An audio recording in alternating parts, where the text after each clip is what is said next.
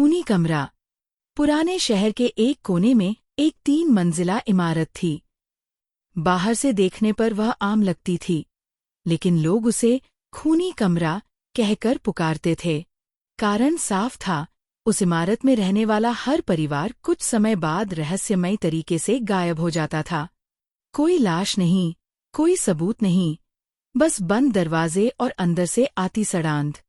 नगर निगम ने कई बार जांच करवाई, लेकिन हर बार रिपोर्ट में यही लिखा गया, सब कुछ सामान्य है।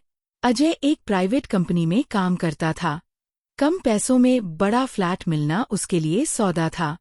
मकान मालिक ने एक अजीब शर्त रखी, 3री मंजिल के आखिरी कमरे में मत जाना। अजय ने हंसकर हामी भर दी। उसे लगा, बूढ़े लोगों की बातें होंगी। पहली रात सब सामान्य रहा। दूसरी रात उसे लगा जैसे कोई फर्श पर नाखून घसीट रहा हो। तीसरी रात ठीक 2:17 बजे अजय की नींद टूटी। किसी के रोने की आवाज आ रही थी।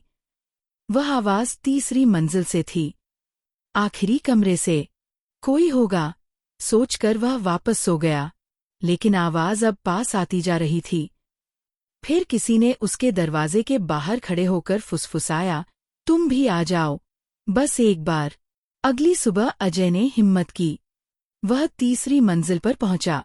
आखिरी कमरे का दरवाजा अंदर से खुला हुआ था।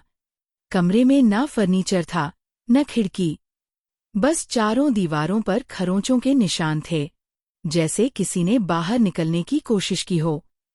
दीवार पर खून से लिखा था, यह कमरा बाहर नहीं जाने देता।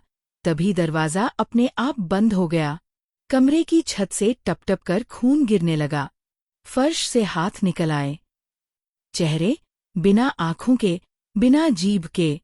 सब एक साथ बोले, हम किराएदार थे, अब हम यहीं हैं। अजय चीखने लगा। तभी आईने में उसने खुद को देखा, लेकिन आईने में उसकी परछाई नहीं थी। उसकी जगह एक सड़ा हुआ शव खड़ा था। अजय ने दरवाजा तोड़ने की कोशिश की। हर वार के साथ आवाज आई, जितना संघर्ष करोगे उतनी जल्दी हमारे जैसे बनोगे। दीवारें पास आने लगी। कमरा छोटा होता जा रहा था।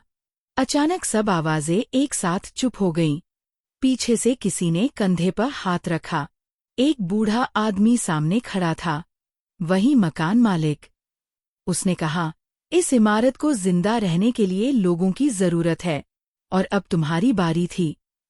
अजय की आंखें फटी रह गईं। अगली सुबह नए किराएदार के लिए विज्ञापन लगा था। कम किराया, बड़ा फ्लैट, शांत इलाका। 3री मंजिल का आखिरी खूनी कमरा अब फिर से भूखा था। और रात के 2:17 बजे किसी नए इंसान के रोने की आवाज आने लगी।